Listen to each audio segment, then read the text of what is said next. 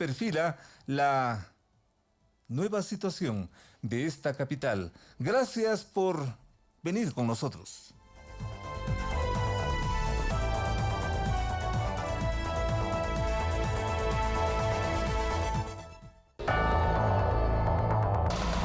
La prensa ya está circulando y sus encabezados marcan los hechos. Son los principales titulares en opinión y noticia en Sucesos. Gracias de la sintonía, gracias por estar con nosotros. 8 de la mañana con 2 minutos. Ni los policías pueden con la ira de los presos. Requisa en las cárceles o en la cárcel El Rodeo deja 40 agentes heridos con piedras por los reclusos. Primer titular de la hora. Buenos Aires, en el norte de este país, insurgentes entre los mineros, información reservada y la aplicación de técnicas de gestión investigativa permitieron que los uniformados capturaran a 2 sujetos, posibles integrantes de grupos armados del vecino país de Colombia, en ese sector también complicado por la minería.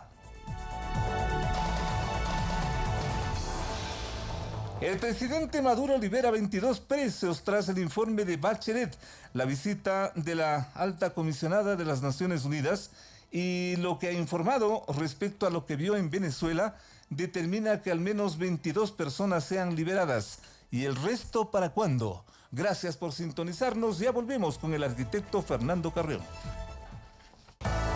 Esto es De 8 a 9 con Félix Narváez. Una hora de preguntas y respuestas para su mejor opinión.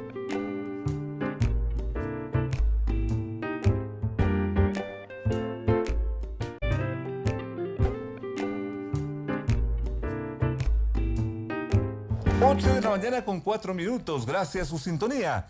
Concretar lo del llamado Estatuto Autonómico de Quito y moverse con una agenda mínima son los 2 principales ejes de la nueva administración municipal, y es lo que semana a semana se viene advirtiendo con el nuevo alcalde de Quito y con su principal asesor, el arquitecto Fernando Carrión. Él está presente aquí en Sucesos.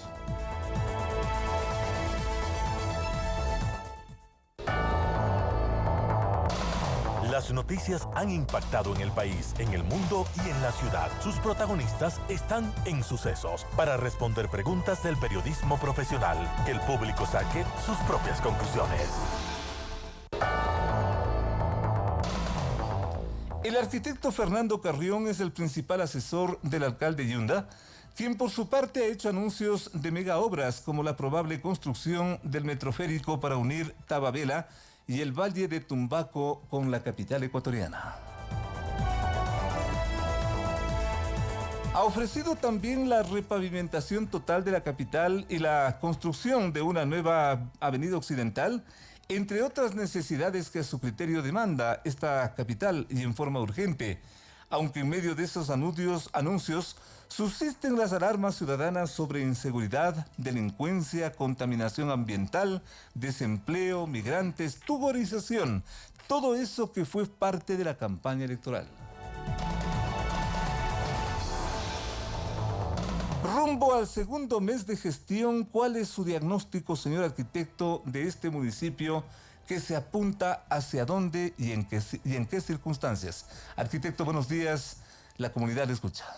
Buenos días, Félix, muchísimas gracias por la invitación y obviamente también un saludo a toda la audiencia. Sí, la verdad es que Quito está pasando por una crisis muy fuerte, una crisis que se ha incubado, yo diría, prácticamente desde el cambio de siglo, es decir, ya tiene más de 20 años, que es muy difícil en un par de meses poder revertirla, que tiene que ver con el modelo de gestión, que tiene que ver con la carencia de la producción de servicios básicos, que tiene que ver con la propia organización del territorio que se fue de las manos.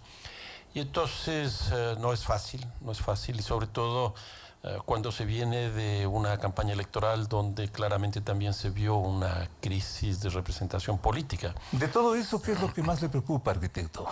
Bueno, todo, todo, porque son problemas estructurales y en esa perspectiva el alcalde Yunda ha formulado tres lineamientos, 3 ejes estratégicos fundamentales. Uno primero que tiene que ver con la gobernabilidad, que yo creo que es algo clave. Y aquí hay dos proyectos que se están trabajando ya. El uno que tiene que ver con el modelo de gestión. Hay que poner, como siempre se dice, la casa en orden. Esto es el tema del presupuesto, esto es la estructura municipal, etc. Y el segundo, que es un proyecto histórico de envergadura, como es el Estatuto Autonómico de la ciudad. Este es el primer eje. El segundo es de organización territorial. En este caso, dos son los elementos principales. Uno, lo que se ha denominado el corredor urbano metropolitano, que es el eje central de la ciudad en esta meseta, que va desde la Panamericana Norte hacia la Panamericana Sur, y esta cosa de decir las Panamericanas me parece muy simbólico porque es la integración de Panamérica, de todas las Américas, que se produciría justamente aquí en la mitad del mundo. Y el segundo elemento es el tema de las infraestructuras. Toda infraestructura es la base material de una ciudad. Entonces, cómo se muevan los vehículos, cómo esté el transporte, el alcantarillado, el agua potable, esa será la ciudad que nosotros tengamos. Y el tercer eje, en términos estructurales, es el desarrollo social. En otras palabras, gobernabilidad, organización territorial y desarrollo social. En este caso, por ejemplo, está todo lo que tiene que ver con cultura, con generación de empleo, con mejora de las condiciones de vida, la inclusión, etc. Entonces, estos son los tres elementos. Todo lo cual, señor arquitecto, y esto no es ningún descubrimiento, se mueve con financiamiento, se mueve con recursos. ¿En verdad es un municipio desfinanciado el que se ha recibido? Sí, es un municipio que tiene problemas financieros que surgen, por un lado, de eso que yo había definido como una metrodependencia, es decir, que básicamente lo que se ha hecho es invertir en una sola obra, y también en que muchos de los recursos no se van en inversión, sino que se van en gasto corriente. En esto es aproximadamente un tercio del presupuesto que se estaría yendo en gasto corriente. Y luego porque el municipio no tiene ingresos adicionales, está viviendo básicamente con los ingresos que venía de arrastre.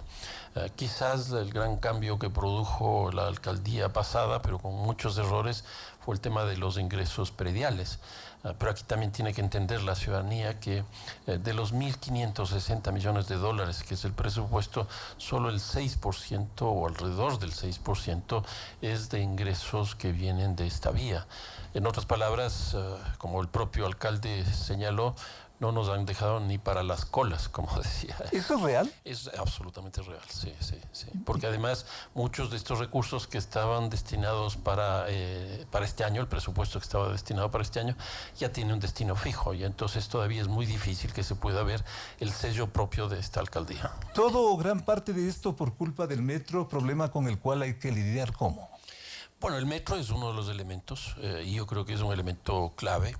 Yo por eso he sostenido y vengo sosteniendo, y vamos caminando en esa línea, que el metro tiene que urbanizarse. ¿Urbanizarse? ¿Qué significa eso, arquitecto? Esto significa, bueno, por un lado, desde la perspectiva del presupuesto, de que no se coma absolutamente todos los recursos, sino que una mesa tiene 4 patas y hay que atender las 4 patas, no solo una, porque si no termina una mesa coja.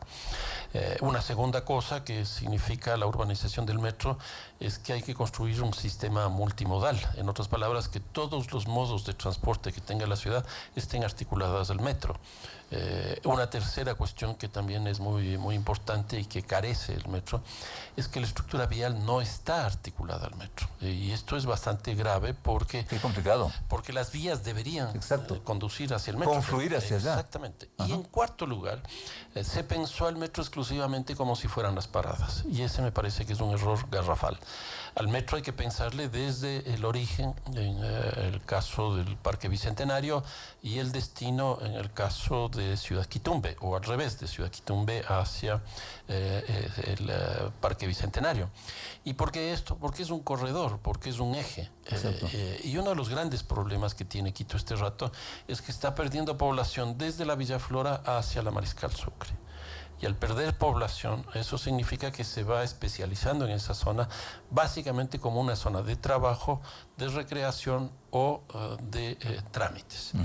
Y eso es muy complicado porque eso termina teniendo un horario de oficina. El caso del centro histórico ya es muy claro. El centro histórico se abre a las 8 de la mañana y se cierra a las 8 de la noche. A las 9 de la noche no hay nadie en el centro histórico. Y entonces la idea con este corredor, que sería de las Panamericanas, es decir, 10 de agosto, Guayaquil y Maldonado, articulado al metro, es la posibilidad en ese eje de construir una política de vivienda muy sólida. Articulado al metro, ¿y se está caminando en esa vía, señor arquitecto? Estamos trabajando con mucha fuerza y pensamos que de aquí a unos 15 días podríamos estar convocando un concurso internacional para que participen profesionales e instituciones que nos digan qué es lo que quieren hacer en la ciudad. Entonces va a ser un concurso que tiene 3 momentos. Uno primero de ideas, donde principalmente van a ser 3 órdenes de ideas. Primero una ordenanza. En esa ordenanza deberían estar alturas de edificación, usos de suelo, retiros, castigos, estímulos, las zonas de afectación más significativas del proyecto, etc.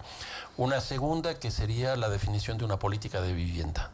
Nosotros creemos que si empieza la gente a sentarse en este eje, en este corredor, ya no va a haber la necesidad de que suban hacia el Pichincha ni que se vayan hacia los bases. Esta puede ser una gran opción para que esta zona del hipercentro que está perdiendo población vuelva a recuperar población. Estamos hablando de un tramo de entre dónde y entre dónde. Los niveles de intervención son distintos. Como decía, están desde las Panamericanas, pero ese es un eje muy grande. Pero la mayor intervención va a ser alrededor de 43 kilómetros. Y dentro de eso hay 6 espacios donde hay mayor prioridad. Por ejemplo, uno es el caso de la zona de la Y. Ahí lo que pretendemos es que se integre la Y, la terminal terrestre, el trolebús, la Plaza de Toros y también el Parque Bicentenario. Una segunda área de intervención fuerte sería el Parque de la Alameda, más la Plaza de la República y más San Blas. El tercero sería la integración de las 4 plazas principales del centro, la Plaza del Teatro, la Plaza de Santo Domingo, San Francisco y lo que es la Plaza de la Independencia. El cuarto lugar será principalmente el acceso sur en la zona del Sena, donde ahí se integrará también el parque lineal que existe y esa zona verde que existe en esa zona. Y luego al sur lo que tendríamos es la integración de Fundeporte, Las Cuadras y Quitumbe. Entonces, en estos 6 lugares tendrá un peso mucho más significativo la intervención, pero en el resto también se hará, por ejemplo, trabajo en espacio público, es decir, la diferenciación entre zonas para vehículos automotor con bicicletas, con scooters, monopatines, etcétera, parques lineales, espacios de recreación, porque lo que queremos es que haya una integración muy fuerte entre el norte y el sur y el norte, para que no ocurra lo que tenemos hoy día, una ciudad que se piensa en términos geográficos. El arquitecto Fernando Carrión, como uno de los principales urbanistas, no solamente de esta ciudad, de este país, y yo diría de Sudamérica, uno de los principales voces de opinión también, tiene clarísimo el panorama de lo que tiene que ocurrir en esta ciudad en los términos que nos está explicando, pero insisto y con todo respeto, señor arquitecto, y no por molestar, ¿y el financiamiento? Sí, sigue siendo ese un problema complicado, pero aquí hay por lo menos 3 espacios importantes de financiamiento de este corredor. Uno, obviamente, el financiamiento municipal. 2, el financiamiento privado que tendrá que venir. Y en tercer lugar, la cooperación internacional, que ya estamos en esa línea. Entonces, yo creo que son estos 3 sectores que tienen que converger en el momento en que el proyecto ya esté definido.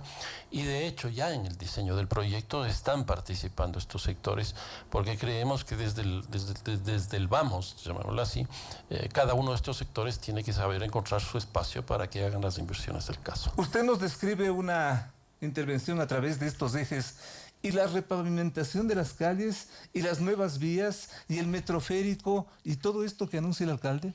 A ver, lo de la repavimentación tiene financiamiento, eso se va a empezar dentro de poco. es un financiamiento de alrededor de unos 100 millones de dólares. Y eso yo creo que le va a poner a la ciudad en una condición pues bastante mejor de lo que está. Pero eso no va a significar un cambio estructural. El caso del eje de la 10 de agosto sí es un cambio estructural. Esto, por decirlo de alguna manera, es de mantenimiento, de sostenimiento y un poco también para que el transporte y las condiciones de la ciudad fluyan normalmente. El caso del metro férico, ese es un proyecto gubernamental del gobierno nacional. Gubernamental. Que le ha propuesto al municipio de Quito. Eso es básicamente una línea de estos aerocables que se denominan, que va desde el Parque La Carolina, sube al Parque Metropolitano y luego se va hacia Cumbaya y finalmente termina en el aeropuerto. Ese es un proyecto que tiene dos tramos, uno primero de alrededor de 240 millones de dólares, si no me equivoco, y luego de ahí hacia el aeropuerto que tiene otro tanto. Más o menos el proyecto está alrededor de 600 millones de dólares, una cantidad muy grande, pero esa es una propuesta del gobierno nacional que ayuda justamente a la integración del Valle de Cumbaya-Tumbaco con Quito. Pero eso mismo se está pensando también en la integración del Valle de los Chillos con la ciudad. Exacto. Porque hoy día ya hay una visión metropolitana en el municipio. Entonces no se trata de resolver un punto como era antes con por ejemplo, la Plaza Argentina, resolver ahí ese nudo vial que existía, sino lo que se trata es de la integración de estos espacios que están separados. Y aquí viene nuevamente el metro. Por ejemplo, la estructura vial que tiene la ciudad de Quito, la gente que viene de los valles no tiene la menor posibilidad de integrarse al metro. O sea, si yo vengo y subo por el túnel Guayasamín, ¿cómo me integro al metro? Es imposible. O si vengo de los Chillos y llego al Trébol. Me quedo en el Trébol y no tengo para dónde más. Exactamente. ¿Y en ese punto, arquitecto? Entonces ahí se está trabajando también posibilidades de que se pueda establecer una articulación mucho más estrecha con las distintas paradas del metro. El metro ya está hecho, así que no va a haber cómo moverlo. Y es un sistema en zigzag que es absurdo lo que se hizo. Y hay algunas paradas pongo quizás dos ejemplos. Uno, la que está en la Universidad Central, lo cual hizo que se distancie respecto de las tres universidades que están en el costado oriental. Esto es la Politécnica, la Católica y la Salesiana. ¿Por qué se fueron al otro lado? No tengo la menor idea. Debió haber pasado por el medio. Por el medio, exacto. Y Freddy, ¿qué es lo que tenía que haber hecho? La ruta del trole ya fue una ruta que fue probada durante más de 20 años y está muy bien localizada. ¿Por qué no se hizo sobre la base de la misma? En este caso, ya no estaría en la central si no hubiera estado en la esquina del Ejido, por decirlo de alguna manera, entre 10 de agosto y Patria. Y la equidistancia que había, la distancia que había entre las tres universidades del costado oriental con la Universidad Central en el costado occidental era exactamente la misma, que no es una distancia tan grande como tienen las distintas paradas, porque cada una de las paradas en el metro está a 1.500 metros, es decir, 1,5 kilómetros. 1 kilómetro y medio. Exactamente, ese es el promedio. Entonces eso hace que la gente tenga que desplazarse, sea como sea, a través de otros medios. Y luego está, por ejemplo, la parada de San Francisco en el centro histórico. El centro histórico tiene una sola parada, que es absurdo. Y está localizada fuera del centro histórico. ¿Y esto qué es lo que va a producir? Que la gente que se baje en la parada de San Francisco tenga que ir caminando hacia las zonas centrales, que es básicamente la Venezuela, Guayaquil, donde está toda la centralidad. Qué complicado. Y frente a ese problema, que obviamente hay que lidiar con el mismo, ¿qué se está pensando, arquitecto? Bueno, ahí hay la posibilidad de hacer una nueva estación que podría ser en la Plaza del Teatro, que sería interesante, o la otra podría ser también en Santo Domingo, que son paradas, por ejemplo, que tiene el trolebús, y que podrían resolver parcialmente un poco esas cosas. La cantidad de gente que se supone se bajaría en San Francisco es de alrededor de 70,000 personas. Usted y yo somos futboleros. El Estadio Olímpico lleno son 37,000 personas. Dios mío. Y lo que significa eso en toda la zona. casi con la mitad de lo que bajaría y subiría, porque la gente que baja luego sube en la Plaza de San Francisco. Pero bueno, eso ya está dado así y lo que hay que ver es cómo mejorar esa situación. Eso en cuanto al metro, en forma reiterativa y en forma obviamente técnica y con mucha explicación, el señor arquitecto Fernando Carrión se viene refiriendo al Estatuto Autonómico de Quito, que dicho en palabras lo más sencillas, señor arquitecto, y con todo respeto, ¿qué significa esto? Uno podría decir simplemente es la Constitución de la ciudad de Quito. Constitución. Así como el Ecuador tiene su Constitución, la ciudad de Quito tendría que tener la suya. Esto surge en valga la redundancia, la Constitución del 2008, que fue aprobada mediante plebiscito, donde se establece explícitamente que aquellas ciudades que tengan más del 7% de población concentrada deberán tener un estatuto autonómico. Ese es el caso de Quito y ese es el caso de Guayaquil. ¿Estatuto autonómico entendido como una pequeña constitución, entendido como una pequeña, un pequeño gobierno dentro del Estado? O sea, es una organización del territorio, es una organización de la sociedad y es una organización de gobierno del territorio. En este caso, del cantón del Distrito Metropolitano de Quito. Ahora, este proceso va a tener, según la propia Constitución, 4 momentos. Uno primero que es de redacción, donde estamos hemos empezado ya con un proceso de participación muy amplia, donde hemos formado un consejo consultivo al cual puede inscribirse cualquier persona de Quito o de fuera de Quito. Una segunda cosa es un Google Groups, que llamamos, que es básicamente un espacio de intercambio de información. Y en tercer lugar tenemos un boletín quincenal, que el primero va a salir la próxima semana. Este proceso de redacción va a iniciarse con un seminario internacional en el mes de agosto, a principios, y ese seminario va a ser visto, replicado, con la participación de no menos de 6.000 personas. Para esto ya la tecnología nos da. Aquí vamos a tener 2 instrumentos, el uno que se llama Blackboard y el otro que es un canal YouTube. Y para esto lo que hemos previsto es la existencia no menos de 200 nodos, donde cada nodo debería tener mínimo 30 personas. Esto nos hace una participación de cerca de 6.000 personas. Una vez que se termina este seminario... Un mega encuentro. Un mega encuentro. ¿Ya?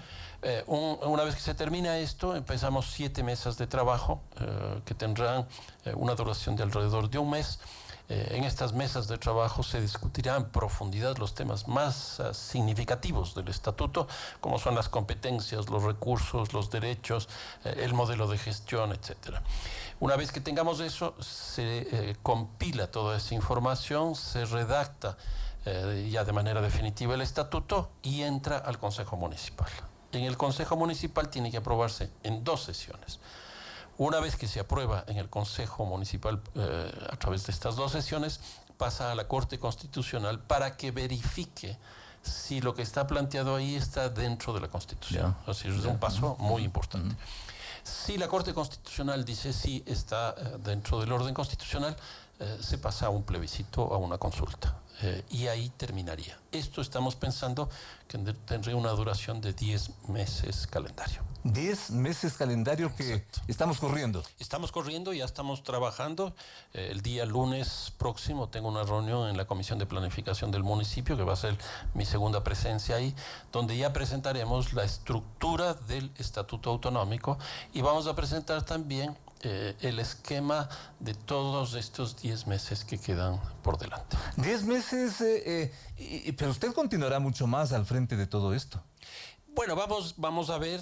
Mi responsabilidad cuando hablé con el alcalde Yunda era justamente llevar a cabo la coordinación de la redacción y aprobación del Estatuto Autonómico de Quito. Bueno, luego veremos qué pasa.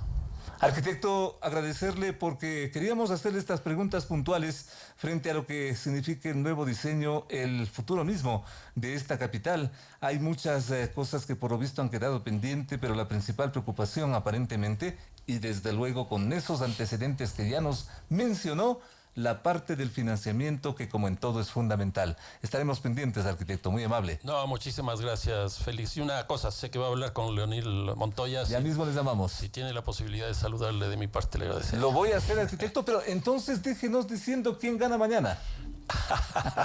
Bueno, da la impresión que Brasil será el campeón, juega de local, tiene un equipo maravilloso y una de las cosas que más me gusta de Brasil es su entrenador Tite, que logró hacer una transformación pero brutal del fútbol brasileño. ¿Y esta tarde?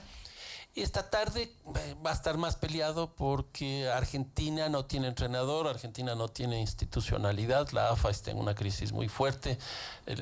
Di Stéfano decía que un jugador vale menos que un equipo y en este caso sobre Messi recae toda una responsabilidad.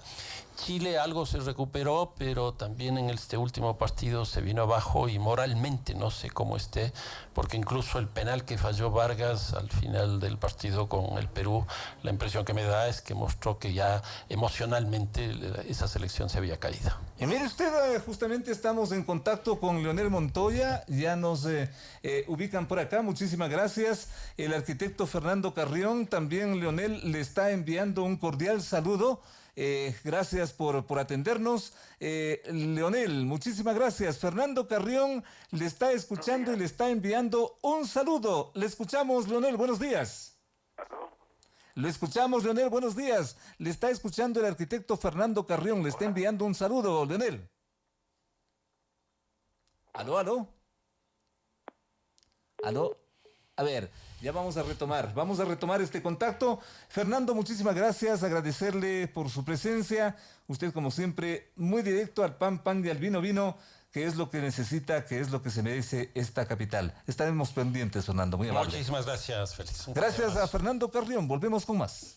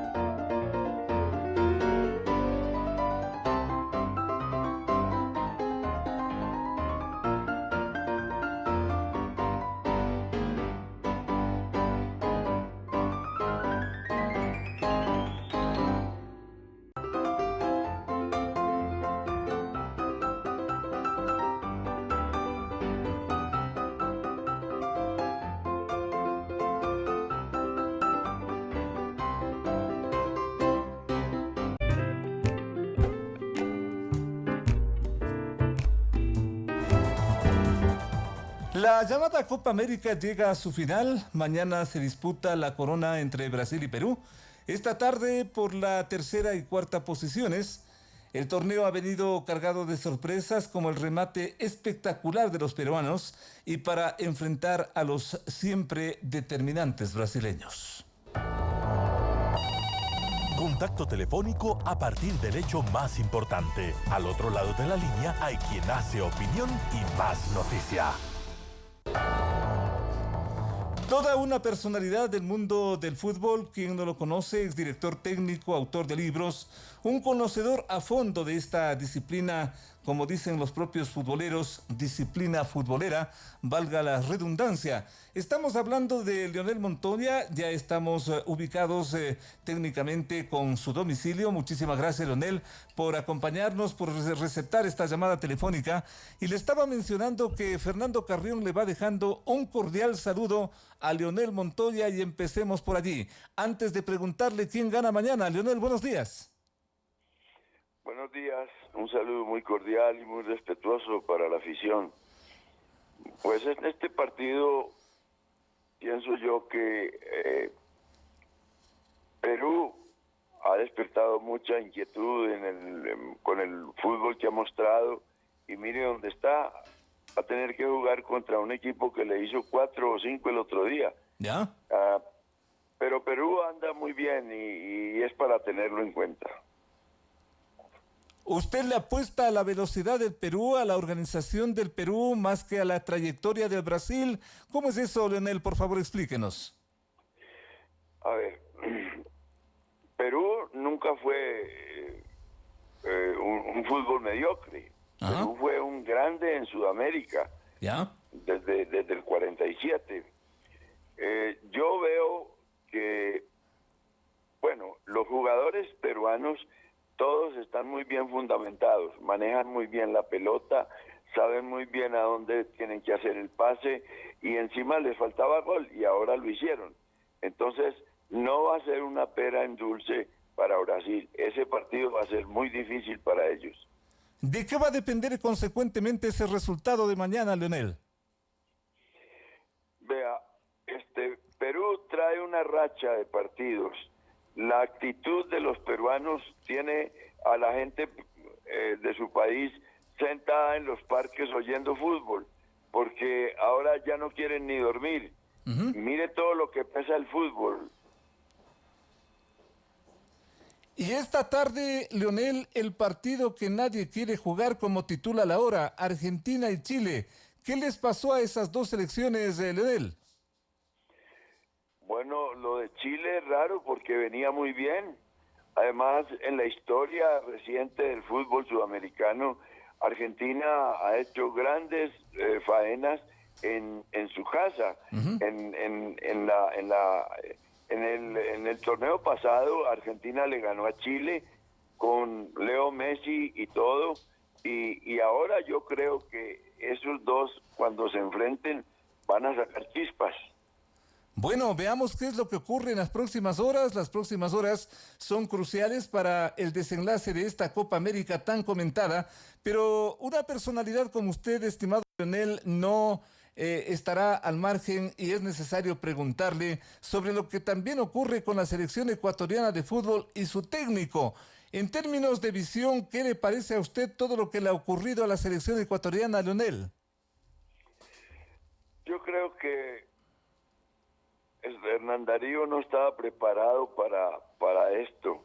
El hecho de llamar a jugadores tan veteranos como los backs centrales del equipo ya refleja el hecho de que no está suficientemente informado por la vista, porque uno tiene que ver el jugador para poderlo convocar. Me parece que los jugadores que él llevó no son los mejores. Aquí tenemos que hacer un mea culpa todos. ¿Por qué? Porque no nos hemos dado cuenta que el fútbol ha evolucionado. El fútbol que practica Sudamérica ahora es un fútbol agresivo, no es un fútbol de resultados metiendo todo el equipo atrás a defender. A mí me decepcionó el equipo que Bolillo llevó a esta competencia. El Bolillo, víctima de sus propias declaraciones, Leonel, víctima de su propio trabajo. ¿Cómo entender este fracaso de un experimentado como el Bolillo Gómez? Vea, yo sé que usted sabe lo que voy a decir. Yo traje al Bolillo Gómez en el pasado, cuando nos llevó al primer mundial. Recuerdo muy bien un hecho trascendental que él me preguntó a mí, bueno, ¿y cómo es el público ecuatoriano con su selección? Le dije, lo apoyan, los gritos salen de la tribuna, pero cuando alguien hace un mal pase se le dan vuelta. Y por eso él se inventó un bailecito, ¿se acuerda? ¿Cómo no? ¿Cómo no? ¿Cómo no? Y con ese bailecito la gente se reía un poco, disfrutaba, pero apoyaba al equipo. Estamos en otra época y Bolillo me parece a mí que no ha escogido bien, porque aquí hay otro fútbol superior al que ese equipo mostró en la pasada competencia. ¿No le toca más al Bolillo que hacer maletas y decirle adiós a la selección, Leonel? Yo creo que sí, porque los hechos hablan por sí solos. La gente no está contenta, yo supongo que los jugadores tampoco, porque no juegan a nada, así que yo creo que Bolillo se va a ir. Se está poniendo de acuerdo porque las cifras son muy altas. ¿Cómo no? Y Ecuador no puede pagar esa plata. Ajá. Yo creo que Bolillo se va para Medellín y le aseguro que en 8 o 10 días tiene más de 3 ofertas internacionales para dirigir. Dirigir es muy difícil cuando ya la gente no lo quiere a uno. No le toca más que dejar la selección. Leonel, muchísimas gracias. Un gusto escucharle a través de la línea telefónica y reiterándole esto que nos va dejando también en un papelito. Salúdele a Leonel Montoya, nos dice Fernando Carrión. Leonel, por favor. A Fernando lo quiero mucho. Es una gran persona. Le respondo de igual manera. Lo aprecio mucho, le mando un fuerte abrazo. Y ojalá la situación de Bolillo cambie o que cambie la selección, porque todavía no la tenemos, no tenemos selección. Les mando un abrazo a todos y muchas gracias a usted en especial, porque ha sido una persona maravillosa para mí. Muchas gracias. Igual, Leonel, muchísimas gracias. Un abrazo a la distancia, muy amable. Leonel Montoya, una personalidad del fútbol, no solamente nacional, del fútbol sudamericano. Su trayectoria, su experiencia, todo lo que ha hecho desde Colombia, en fin, y prácticamente un ecuatoriano más. Un honor tenerle por acá a Leonel Montoya y ya volvemos con más.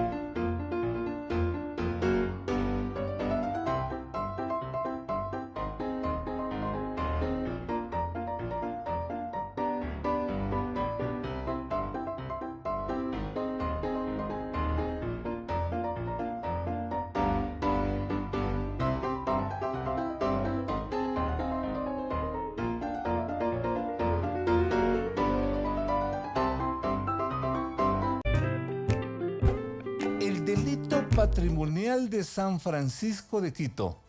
Miren ustedes, así nomás, el delito patrimonial de San Francisco de Quito. ¿A qué se refiere? Uno de los autores, el doctor Juan Francisco Morales Suárez, ya nos acompaña aquí en Sucesos. Muchas gracias. Doctor, un gusto tenerle por acá, muchísimas gracias, muy amable por atender esta invitación. Y ustedes lanzan una obra, y usted inclusive en calidad de miembro de la Academia de Historia de este país, un titular que a mí me impacta. El delito patrimonial de San Francisco de Quito. Vayamos al grano, ¿a qué se refiere? Muchas gracias, licenciado. Muy honrado por estar en su programa. Muy amable, gracias. Básicamente a que nosotros estamos denunciando y acusando en este libro que en la construcción del metro de Quito, al atravesar el centro histórico, se destruyeron hipogeos, estructuras, vestigios y una parte muy importante de los muros incaicos que describen varios historiadores a través de la historia que existían en la plaza de San Francisco en el subsuelo. Doctor, pero el gobierno, y con todo respeto municipal que se fue, el gobierno municipal que se fue nos dijo exactamente lo contrario. Lo que ocurre es que ellos estaban interesados en hacer el contrato con Odebrecht, que era una empresa, como se conoce a nivel planetario, muy generosa para la construcción de este tipo de obras, de macro obras que se hacían sin ninguna planificación, como es el metro de Quito. Consecuentemente, en la construcción del metro de Quito, ¿hay corrupción? Por supuesto, ya se lo ha dicho por todo lado. En este momento los periodistas Anderson Boscan, especialmente el señor de la Posta, ya presenta una documentación en la que al menos se empieza a descubrir la punta del iceberg. Hay una veeduría del metro que está trabajando desde el año 2015 y que la preside el arquitecto Galo Andrade Tafur. Él asegura que el sobreprecio de la construcción del metro llega al 29% del valor total. 29%. Y que ese sobreprecio fue a beneficiar a muchísimas gentes, a muchísimas personas que eran las encargadas de la contratación y de la ejecución de la obra. ¿29% de 1.500 o de 2.000 y pico? De 2.600 millones de dólares. ¿Y esa plata dónde fue? Habría que investigarles a todas ¿Entre las quiénes personas. se repartieron? Me parece que debíamos preguntarle al arquitecto Galo Andrade Tafur que en el seminario que organizó el grupo Quito Milenario, que es el autor de esta obra, un colectivo que trabaja desde hace muchísimos años en Quito por temas de nuestra identidad e historia territorial y nacional, se organizó, en la Universidad Andina, con el auspicio de la Universidad Andina en el mes de marzo, los primeros días de marzo, y en dicho seminario el arquitecto Galo Andrade Tafur, presidente de la Veeduría Ciudadana del Metro de Quito, aseguró que esos sobreprecios fueron a beneficio de muchos ministros de Estado, legisladores, concejales, alcaldes y presidentes. Lo vamos a hacer, vamos a preguntar, vamos a indagar ese punto que es fundamental. Qué graves cosas se están presentando en estos días. Pero vayamos con el contenido de esta propuesta editorial que ustedes están haciendo.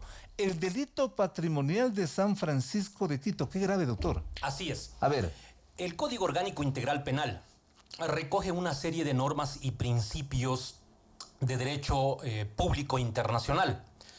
Y en una sección especializada habla de los delitos contra el derecho internacional humanitario.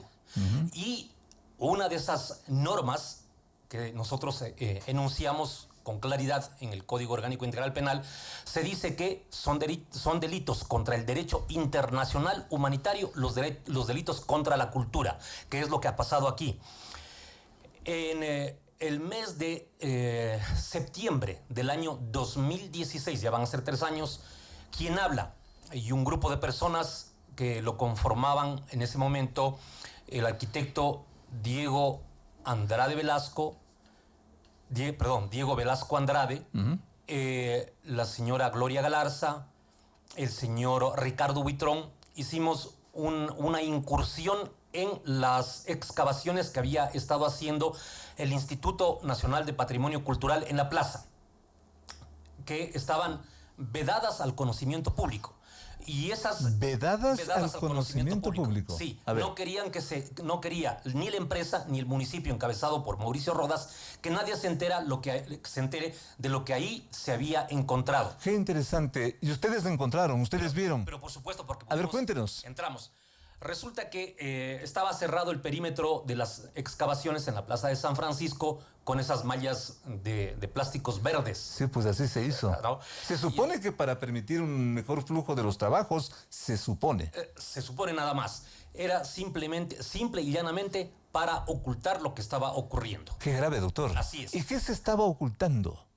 Los descubrimientos que el propio Instituto Nacional de Patrimonio Cultural, que ha actuado en forma cómplice del municipio a través de su director, que es el señor Moscoso, que resulta ser sobrino en segundo grado del alcalde Mauricio Rodas.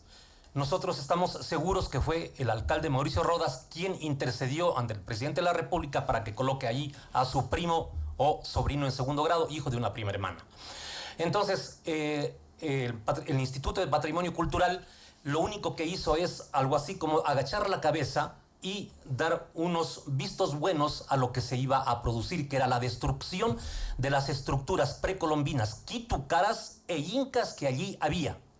El Instituto Nacional de Patrimonio Cultural envuelto en todo lo que usted nos está comentando.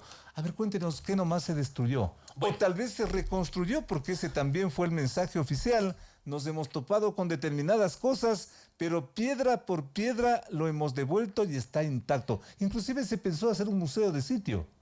Ojalá, pero eso ya no va a ser posible. En la parada, ¿no? Eso es, yo diría, un sueño que nunca será realidad, porque una estructura que tiene 600, 700 u 800 años, construida con las técnicas de los pueblos precolombinos, ¿cómo las podemos reproducir en la actualidad?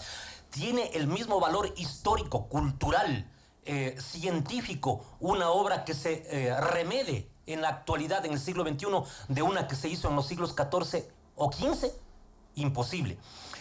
En los descubrimientos y hallazgos que se hicieron ahí, tanto por el Instituto de Patrimonio Cultural... Descubrimientos y hallazgos. Y hallazgos. Tanto por el Instituto de Patrimonio Cultural como por el Instituto Metropolitano de Patrimonio, que solo sirve para, yo diría, firmar, olear y sacramentar el despojo patrimonial de la ciudad.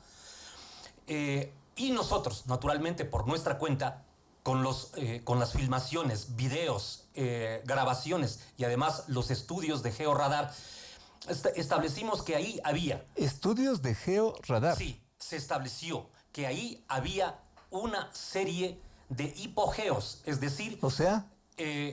tumbas y construcciones en donde los pueblos primitivos, los pueblos ancestrales, en este caso los quitus y los quitucaras, porque con la incursión de los pueblos caras se formó una nueva cultura previa a la de los incas. Construyeron ahí y dejaron sus ofrendas funerarias, sus entierros, incluso se encontraron cadáveres de niños y no quisieron someterlos al carbono 14. Los mandaron al basurero del Troje, en donde... ¿Al basurero? Al basurero del Troje, en donde se produjo el deslave que dejó sin agua una semana a la ciudad de Quito. Entre tantas irresponsabilidades que ocurrieron en la construcción de un metro sin ningún tipo de planificación, menos aún el respeto al patrimonio. Doctor, pero permítame, y con todo respeto, no es que dude de de las gravedades que usted nos está revelando y lo que nos está diciendo, pero tantas instituciones, tantas personas, tantos técnicos, tantas autoridades involucradas que circularon, yo creo que a diario por allí, que fueron, que salieron, que entraron, que fotografiaron, que filmaron, que todo. ¿No es posible que haya sido un silencio general frente a todo lo que usted nos está denunciando? Básicamente los que fotografiaron y filmaron fueron el Instituto de Patrimonio Cultural y el Instituto Metropolitano de Patrimonio. ¿Y los constructores, los que hicieron el hueco, las personas que también estaban involucradas con todo lo que están viendo? A ellos no les importaba un soberano comino el patrimonio cultural precolombino de la ciudad de Quito. Solo les importaba sus negocios, su business y llevar el dinero que tendremos que pagar durante 30 años los quiteños para agradecerles por el despojo que se nos ha hecho. Ese patrimonio, en la forma en que ha sido manejado, según usted nos está comentando, ¿se destruyó? Está completamente destruido, a tal punto que en varios de los artículos que constan en este libro, que es un libro muy grande, ¿cómo no? Nosotros hemos fotografiado paso por paso la destrucción, que comenzó más o menos en el mes de septiembre del 2016 y se prolongó casi un año, porque la estructura incaica, que era una parte de un gran canchón, es decir, en la Plaza de San Francisco y en la Iglesia de San Francisco, ¿no? Lo dice Fernando Jurado Novoa y lo dicen muchísimos autores antes que él. Usted sabe los quilates de Fernando Jurado Novoa. Por favor. Que ahí se hallaba el Palacio de los Capitanes del Inca, es decir, era un cuartel militar, la plaza y la Iglesia de San Francisco. Por eso, cuando se han hecho excavaciones en la Iglesia de San Francisco, como por ejemplo el de la arqueóloga guayaquileña Paulina Terán, ella descubre diversas estructuras y dice, aquí debajo de la iglesia de San Francisco hay estructuras incaicas y hay tumbas inca imperiales y a la par tumbas de otra cultura precolombina que vivió en el mismo tiempo que la cultura incaica o un poco anterior, es decir, la Quitukara. Todo eso era una parte del gran complejo militar que había allí y que, claro, los españoles con la orden que dio Sebastián de Benalcázar a Hernán de Ampudia para que destruya todo monumento y toda construcción incaica, para que se extirpen las idolatrías y sobre todo se busquen los tesoros que todavía se hallaban ahí y que todavía se hallan. Entonces, nosotros tenemos además una sospecha, una duda que la hemos fundamentado en este libro y en otros. ¿Qué es? Que es que debajo de la Plaza de San Francisco y debajo de todo el centro histórico hay una veta aurífera. Y se han publicado fotos en el sitio que dirige este señor Racines de la página de Facebook Quito de aldea a ciudad, en donde hasta la época de Alfaro se hacían los lavados auríferos en la Marín del oro que se extraía debajo de algunas vetas del centro histórico. De tal manera que no solamente el interés era hacer el contrato, sino también indagar los beneficios que se podría obtener de llegar a esos sitios. ¿Habrán encontrado eso con la tremenda excavación que se mandaron allí? No se sabe. Yo creo, hay varios historiadores y arqueólogos que tienen esa ya casi certeza, porque debajo del convento de Santa Clara todavía se siguen haciendo excavaciones y no se entiende por qué, si se sabe que el túnel ya está supuestamente concluido. ¿Para qué se siguen haciendo excavaciones? Doctor, todo esto, y permítame una pregunta que es sacrilegio, diría yo, pero en función de las inquietudes de la comunidad tengo que hacerle. Todos estos detalles que usted nos está revelando, toda esta pérdida patrimonial, tal como usted lo está denunciando, ¿no cabía más en función del desarrollo de esta ciudad? Porque se supone que el metro es progreso, que el metro es avance, que el metro prácticamente es ponernos casi en el siguiente siglo. Como que eso justificaba, disculpe el sacrilegio, doctor. Pero por supuesto, pero ¿quién define el concepto de progreso y desarrollo? ¿Las corporaciones? Las corporaciones a nivel mundial nos pueden dar definiendo qué es el concepto de desarrollo y qué es progreso. Y digo, progreso y desarrollo es una destrucción del derecho a la identidad colectiva que está consagrado en instrumentos internacionales de derechos humanos, en la Constitución de la República, en su artículo 66, número 28, que le confiere a una población, a una comunidad, a una ciudad, a una región y a un individuo a reclamar y ejercer su derecho a la identidad, sea en forma individual o sea en forma colectiva. Y el derecho a la identidad está fundamentado entre otros aspectos, en el recuerdo, en el vestigio, en los diversos momentos históricos que han dejado una impronta en la historia de esa comunidad. En este caso, los predecesores a la cultura española, es decir, los incas y anteriormente los quitucaras. Aquí tenemos, por ejemplo, en este artículo, una de las fotos que constituye una parte de un video que tomamos nosotros en el momento que se destruía con la retroexcavadora y un tractor taladro, un gran muro que estaba en el subsuelo, en la parte sur de la Plaza de San Francisco, y aquí están los pedazos de roca. Y cualquier persona puede hacer el análisis de estas fotografías y observar que tienen ángulos, que esas rocas tienen ángulos porque eran rocas trabajadas, un muro que estaba en el interior de la Plaza de San Francisco y que fue triturado, destruido durante varias semanas porque era muy grande por las maquinarias de Odebrecht y Acciona. Estas rocas que las vemos aquí en fotografías que nos está mostrando nuestro invitado, ¿estas rocas habrán correspondido a qué? A un muro incaico que está claramente determinado en estudios de historiadores desde la colonia. Era una parte del cuartel que se puede llamar Coricancha o Amarucancha, el cuartel militar del Inca Tupac Yupanqui, y que luego fue sucedido por Huayna Cápac y por Atahualpa. Era un cuartel militar. Entonces había una construcción ahí que era cuadrada, con pabellones, y uno de los muros está todavía debajo de la iglesia, el muro norte, debajo de la iglesia de San Francisco, y este correspondía al muro sur, que fue el destruido, y aquí lo ponemos. Qué grave, doctor. Permítame seguir con esto que yo lo siento como un sacrilegio, pero insisto, tengo que preguntarle. Este tipo de estructuras enterradas allí, alguien dirá, ¿qué hacemos con tanta cosa enterrada si más importante es tener un metro que cruza la ciudad y nos transporta? Lo que dijo aquí el arquitecto Carrión, ¿cómo así se les ocurrió a esa corporación que no planificó en absoluto la construcción del metro y que tienen problemas gravísimos, como los que quisiera que usted los descubra a través de una entrevista al arquitecto Galo Andrade, en que en 35 oportunidades tuvieron que destruir estructuras que ellos ya habían construido? Odebrecht y Acciona tuvieron que destruir porque no podían proseguir con la obra.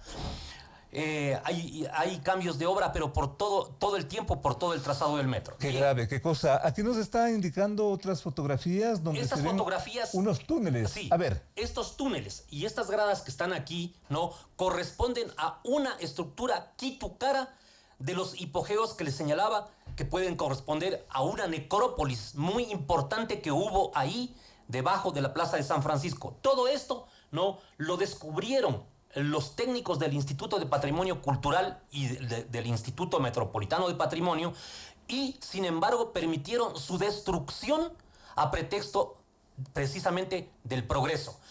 La línea del metro tenía que ser una línea recta que iba desde el norte, cruzaba la parte central de la ciudad por el Ejido, la Alameda y la Marín, por la avenida Pichincha, para llegar al playón de la Marín y simplemente con un pequeño puente salvar el río Machángara y llegar al Ununcoto para proseguir al sur. En homenaje inclusive a la memoria, así inclusive lo describió el propio exalcalde en vida, el propio exalcalde Sixto Durán, que debía ser una línea recta, no en el zigzag que actualmente se ha configurado. Dándole sentido al titular de esta obra que ustedes están revelando, que ustedes están planteando, doctor, frente a lo que no se ha visto, ustedes hablan de un delito que debe tener responsables. ¿Y esa parte, doctor? La responsabilidad naturalmente cae en el municipio de Quito, en su primera persona, en este caso es el alcalde Rodas, porque el alcalde Rodas fue el que suscribió el contrato de ejecución de la obra, de la construcción del túnel. Él que dijo, y lo dijo públicamente en varias entrevistas, que con Odebrecht habían finalizado las conversaciones y el contrato en forma informal, en conversaciones informales. Esta obra se construyó en una manera informal, violando todo el derecho administrativo y toda la contratación pública. La responsabilidad principal recae sobre él, recae naturalmente sobre los representantes de las empresas Acciona y Odebrecht, recae sobre el Instituto Metropolitano de Patrimonio, sobre el Instituto de Patrimonio Cultural con sus principales personeros y técnicos, porque hay técnicos que dieron el aval. Exacto. Para que se destruya estos técnicos que dieron el aval. Así es, ¿no? Y hay un último informe de los mismos técnicos que, viendo la gravedad de lo que estaba ocurriendo, presentan un informe diciendo que ya no se puede intervenir más la Plaza de San Francisco porque se van a destruir estructuras precolombinas. Lo dicen con punto y coma, pero en una forma muy tímida, de tal manera que no les hicieron el menor caso y la maquinaria entró para destruir esa parte de nuestra identidad histórica. No le quiero buscar la quinta pata al gato, doctor, y con todo respeto, pero permítame, porque esa es mi función como periodista. Claro. ¿Por qué no lo denunciaron ustedes a tiempo? Lo hicimos. Estos hechos lo venimos denunciando desde el año 2012. Nosotros dirigimos una carta a Irina Bukova, directora general de la UNESCO, Organización de las Naciones Unidas para la Educación y la Cultura. De la UNESCO. De la UNESCO. ¿Y qué pasó? En París. La señora no nos contestó, nos contestó a los 4 años cuando ya las obras estaban en plena ejecución. Y nos dijo que iban a hacer unos exámenes, análisis e informes.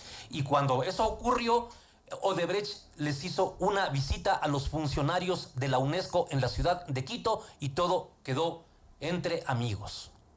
La responsabilidad recae en muchísimas personas y naturalmente también en los concejales que, teniendo la obligación de fiscalizar, nunca lo hicieron. Los del anterior periodo, los concejales de la época de Augusto Barrera y los concejales de la época de Mauricio Rodas, sin que se salve ninguno, porque ninguno hizo la fiscalización correspondiente. ¿Qué tipo de sanción cabría en este tipo de delito que ustedes están denunciando? Penal. Es una sanción, es penal. Algunas personas ya han interpuesto denuncias, entre ellas el arquitecto Galo Andrade, que desde el 2016 ha presentado denuncias en la Fiscalía General del Estado con innúmera documentación, más de 12,000 documentos. Y la Fiscalía no ha hecho absolutamente nada, y recién cuando se hace público el informe de este periodista de La Posta, es que la semana pasada deciden reabrir la investigación cuando las investigaciones estaban obligatoriamente destinadas a producir algún resultado en cuanto a responsabilidades jurídicas se establezcan en la cabeza del alcalde, los concejales, los constructores y la cantidad de técnicos que intervinieron en este delito. ¿Usted qué más va a hacer frente a esto, doctor? Vamos a interponer una acción de protección, una nueva, porque ya interpusimos 2 acciones de protección. La una, para evitar que se construya la parada de San Francisco. Naturalmente teníamos que enfrentarnos a una empresa como Odebrecht, a otra de la misma naturaleza que es investigada por delitos en España, que es Acciona, y naturalmente a todo el aparataje del municipio y de todos los personeros y personas interesadas en que esa obra supuestamente continúe sin importar los resultados sobre nuestra propia identidad y cultura. ¿Una acción de protección para qué? Para impedir que el metro traspase por el centro histórico. Para que Pero el hueco ya está hecho, pues, doctor. Bueno, está hecho en una parte, pero el arquitecto Galo Andrade me dijo que hace 10 días les ha pedido que le permitan entrar a la empresa constructora, a Acciona, que le permitan pasar desde la Magdalena a San Francisco. Y le dijeron que no hay cómo porque todavía están haciendo algunos trabajos. En esa parte no está terminada. Y de San Francisco hasta la Alameda tampoco, a pesar de que están haciendo una perforación enorme que está afectando al convento del Carmen Bajo en una forma estructural. ¿Al convento del Carmen Bajo? Sí, el convento del Carmen Bajo presenta en casi todos sus pisos, en las celdas, en las iglesias, en el monasterio, en todo, fisuras en las paredes, y unas son tan gruesas que el municipio se asustó y mandó a rellenar con vasilla para que no vengan a fotografiar y descubrir lo que está ocurriendo con esa iglesia y monasterio centenario, parte del patrimonio cultural, lo mismo que el monasterio de Santa Clara, que todos los días aparecen nuevas fisuras y nuevas rajaduras en las estructuras, en paredes y pisos. Doctor, agradecerle por su presencia aquí en Sucesos. Qué grave, qué revelador lo que usted nos va dejando aquí en nuestra mesa de trabajo. Vamos a continuar en la averiguación de este tema, pero yo me quedo con el título de esta obra que sin duda es reveladora. Nos dice, permítame, doctor, repetir a nuestros amables, ¿dónde se puede conseguir esta obra? Está vendiendo el grupo Quito Milenario, como es una obra reciente, la vamos a poner en librerías, pero en este momento se puede encontrar con los autores y con los editores del libro, unos ejemplares que todavía nos quedan. Se denomina el delito patrimonial de San Francisco de Quito. El delito patrimonial de San Francisco de Quito. Y yo, con todo respeto, agregaría, ¿y los responsables? Vamos a presentar la correspondiente denuncia penal en contra del exalcalde Mauricio Rodas, de los responsables de la construcción de la obra, del instituto y sus personeros de patrimonio cultural y del Instituto Metropolitano, y de varios concejales que tenemos certeza que actuaron precisamente para encubrir la fiscalización de esta obra.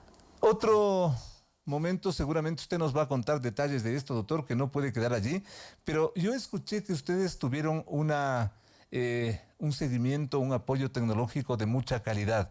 ¿Nos puede referir ese punto? Porque caso contrario, se puede decir que simplemente son invenciones, que son simplemente imaginaciones, pero respecto al apoyo tecnológico que ustedes contaron. El apoyo tecnológico vino precisamente del trabajo que realizó para luego encubrirlo o para luego tener un mutismo cómplice el Instituto Nacional de Patrimonio Cultural. Ellos utilizaron georradar. ¿Cómo no? Que es una técnica a través de la cual se puede tomar imágenes del subsuelo, y aquí nosotros hemos reproducido las imágenes que constan en el informe del Instituto de Patrimonio Cultural. Y en el siguiente libro, que saldrá a más tardar el próximo mes, establecemos con punto y coma todas las observaciones que algún técnico valiente hizo con respecto a la evidente y potencial destrucción de estos vestigios precolombinos que forman parte de nuestra identidad. Doctor, agradecerle por su presencia aquí en Sucesos. Qué importante, qué grave, qué preocupante lo que nos va diciendo, insisto. Y también preocupante y grave, y esto hay que decirlo con todas las letras, todo ese discurso oficial que nos planteó, y con todo respeto, no es contra el alcalde Rodas, pero por nada, pero sí como que llama la atención toda esa fraseología, todo ese discurso que piedra sobre piedra se reconstruyó, porque inclusive hasta nos dieron un número que por no equivocarme no lo menciono, de las piedras que se habían levantado en la plaza de San Francisco. Y se dijo que estaba reconstruida al detalle. Pero miren ustedes lo que ha estado ocurriendo y lo que pasó por debajo, y que lamentablemente está destruido y está perdido. Doctor, hasta la próxima, porque esto no se queda así. Muchas gracias. O no se queda allí. Le dejo el libro. Doctor, muy amable, gracias a nuestros amables oyentes, gracias a nuestros invitados. Hemos hecho opinión y noticia. Nos quedamos más preocupados que antes, pero bueno, ese es nuestro mecanismo de llegar a ustedes a través de Sucesos. Dios mediante, hasta la próxima semana. Las opiniones vertidas en este espacio por la producción y dirección del programa son de exclusiva responsabilidad de sus autores y de quienes intervienen en ellos.